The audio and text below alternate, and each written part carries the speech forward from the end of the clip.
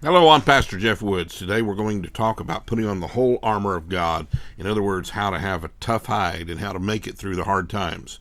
A number of years ago, my wife's brother was shot. We began a journey in trying to fix our corrupt county, and we've seen a lot of good things happen. We've gotten rid of the old sheriff. We had a new sheriff put in. The old sheriff was very corrupt. The new one came in. He was a constitutional sheriff, Mr. LeClaire, good friend of mine. He's been a great man, and he's also brought in some good deputies. We got rid of all the old deputies, the old sheriff department.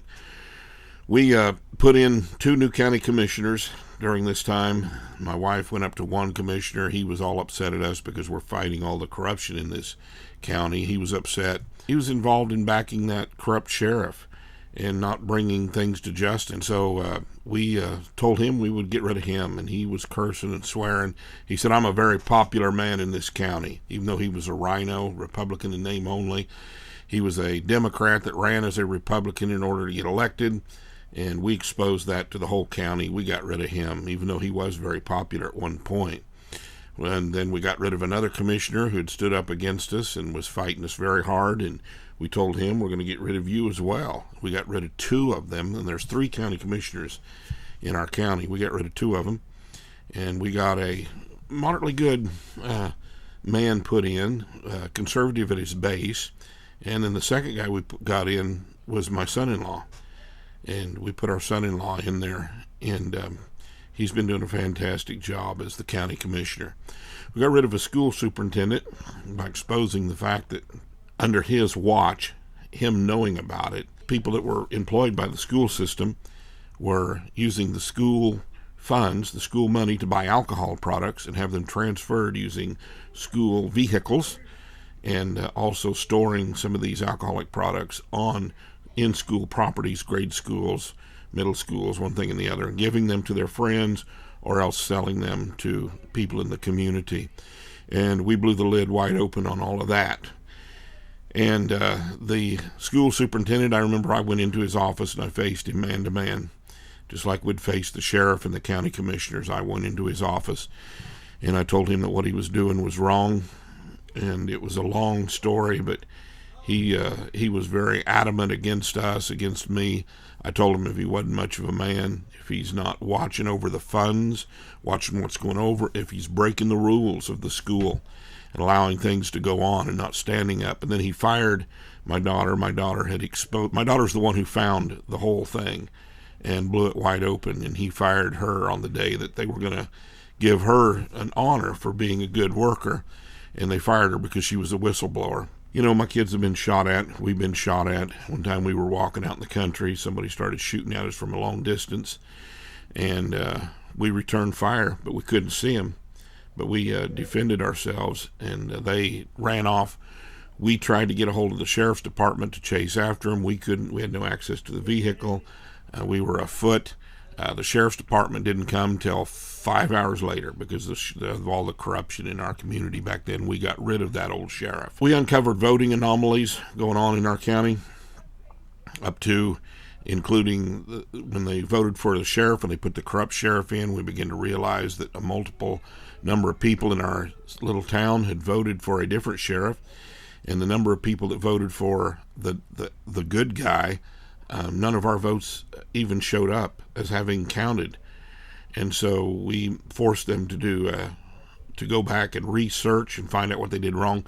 And they said, well, we took you guys' votes from your little town and we accidentally put them in another little town. That's why it didn't show up. And then later, and we're still fighting this right now in our Republican Party, the chairman of our Republican group came in one day and they had a big vote. My wife was running. She was trying to be the county clerk, and they had a vote, and he came in and he said he had 5 votes in his head, proxy votes. You can't do that. But we exposed that. We brought that to the attention of officials in the top of Kansas, and finally they sent someone down and they rebuked him for that. But we're voting anomalies. We're fighting for it. My wife ran as county clerk. She is going to bring in all paper ballots, and we're going to go back, get the voting straightened up in our county. My wife and I worked hard to keep a man that was in the hospital who had been injured in the jail under that corrupt sheriff from being killed. The sheriff had said he was going to, told the wife he was going to, it was costing too much, he was going to pull the plug on this man, and we got the state involved. The state came in, escorted our sheriff out of the hospital, and put the prisoner in better custody. And I feel like I know we saved his life.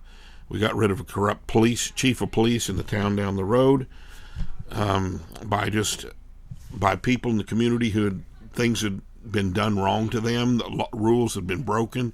Their constitutional rights had been abused by this chief of police, who wasn't a chief of police at the time, but he was moving his way up to the chief of police. People would send us body cam videos that they had taken. We compiled it. We began to expose them. We began to, finally, again, he had to leave. We got rid of a corrupt chief of police, got rid of the school superintendent who was allowing all of this, breaking all the rules. We uncovered the voting anomalies, got rid of a corrupt sheriff, got rid of a chief police, got all new chief police officers in the town down the road. We've had death threats given to us, direct and indirect death threats. That's why the boys are always armed. We are heavily armed at all times. We're always ready to defend ourselves, always to defend ourselves. And so we have been through all this, and we are just now starting to get into the fight. I am moving further up the ladder from just our little community to moving up to our county. From our county, my wife and I have been voted in as voting delegates for our district in the state of Kansas. And so we are moving now from just the local corruption and all of this, we're moving up to higher grounds. I want to create a godly, good old-fashioned Christian community. I tell all of our church, I tell our young people, I say, what do you want for your community? What do you think you would like it to be? I tell our older people, imagine in your heart. Some of you, watch the old television shows. We had the Andy Griffith Show, and we had, the Waltons and all of that. But I said, envision in your heart what you want for your community. And I said, let's begin to slowly build it a little bit at a time. And that's what I'm telling everybody else here. This is why my eschatological beliefs are way different than a lot of preachers, and I couldn't care less. I go by the Bible, and I read to where in the first century the kingdom was established. When I go through Daniel, I see nothing more. It comes to these great empires of the world, goes down to the Roman Empire, and right after the Roman Empire, it says in Daniel that last kingdom would come to an end, but the saints of the Most High would infiltrate and take over the kingdom, the last kingdom of Rome. And I'm not a Roman Catholic at all, and I'm not promoting Roman Catholicism, but the idea that Christendom was established, and we're to establish and we're to make for a better place and better communities than what we found. And we're supposed to be, like I said, I've said before, build hospitals, take care of the poor and the needy, get a system of justice set up. People that are murderers and crime and all of this stuff, we're supposed to be taking care of all of this stuff. We're supposed to be getting involved. And so, again, we are getting involved on a local basis. Everything I teach you on this YouTube channel, I practice myself and am practicing right now. And begin to pray for me, and many of you prayed for us, and I ran as the head of the chairman of our local Republican Party, and I tied with a man who had been in there since the 1970s, a man who had worked right with Bob Dole. He was a politician who moved to our community, and he took over the chairman of our county. But he's been inactive for years and years and years and years and years, and so has the vice chairman. She has not been active either. And neither one of them have gone to the state and district and voted for the state of Kansas and the direction of the Republican Party. So I ran against him, and we tied, so they flipped a coin, and I lost the coin toss. However, the only reason I was wanting to get involved in becoming the chairman of our Republican Party was I wanted to be able to go to the state and begin to have a voice and be a voting delegate for the direction of our party in Kansas. So after I tied, I think in order to say, I see you've tied, I see you've made it this far, they agreed as a group, the Republican Party, that we came together during a reorganization meeting, and the chairman of it all said, we're going to set Jeff and his wife Gina in as Pastor Woods and his wife Gina in. We're going to set them in as delegates, voting delegates on our behalf. And so everyone in the room voted for us, and that's what I was after anyway. And so I got what I was going for, my wife was going for, and that's to be able to go and vote and turn our state, which is slipping quickly away from being red. And we saw during this abortion thing here, everybody heard about Kansas. Donald Trump has talked about how shocked he is that Kansas is beginning to slip away from the conservative values that it's known for. And so I'm working day and night. I'm researching, I'm studying, I've joined a group of men. We're working day and night to turn this state around. You know, if you don't like the open borders, if you don't like all the crime, if you don't like the broken families and the broken homes, you don't like everything messed up and all the crime in the streets, lack of justice, no constitutional rights, get up and fight and change your community. I tell everybody everywhere, you have city meetings, you have county commissioner meetings, you have all kinds of government meetings. Every government meeting has what's called open meetings everywhere in the country. Anybody can step in that room and sit there in a chair and listen to what's going on. Sometimes they may not like it. You have the constitutional right to be in any form of government and for you to watch over your government. My wife and I have been going for 6 years now, and we have not missed hardly one county commissioners meeting. Everyone in our church is getting involved, and all the Woods boys on 11 Bang Bang, they are all either mayors or they are working in city councils.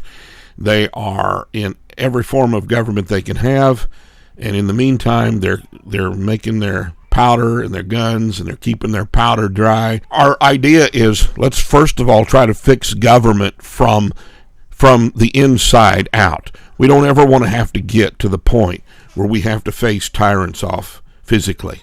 We don't want to. You always try everything in your power, but you always remember in the end, the Second Amendment wasn't put there for duck hunting. The Second Amendment wasn't put there for shooting mice out in the barn or rats out in the barn. The Second Amendment wasn't put there to shoot deer. The Second Amendment was there to guard against tyranny as a total last resort.